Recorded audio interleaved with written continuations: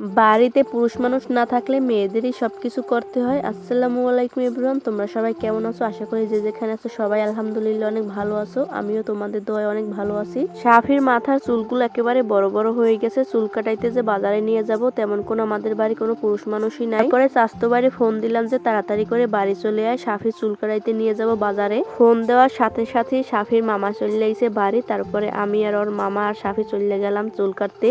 তোমাদের রাস্তায় এসে কিছুক্ষণ দাঁড়াই থাকা লাগে গাড়ির জন্য। তারপরে গাড়ি আসলো, এরপরে আমি আর আমার স্বাস্থ্য ভাই গাড়িতে উঠলাম। আমাদের বাড়ি থেকে আমাদের বাজার তেমন একটা দূর না, হাঁটতে গেলে প্রায় 5 মিনিটের মতো সময় লাগে, আর যদি গাড়িতে যাই তাহলে মনে হয় 2 মিনিটের মতো সময় লাগে। সাফির চুল কাটানোর জন্য আইছি সেলুনের ভিতরে। এই সেলুনটা নাকি অনেক ভালো, বাচ্চাদের নাকি সুন্দরভাবে চুলগুলারে কাটতে দেয়, কোনো সমস্যাই হয় না। তারপরে আমার ভাই বেড়াদার যত আছে সবাই নাকি এই সেলুনের ভিতরে চুল কাটে। সবাই বলে যে এই সেলুনের লোকটা নাকি অনেক ভালো।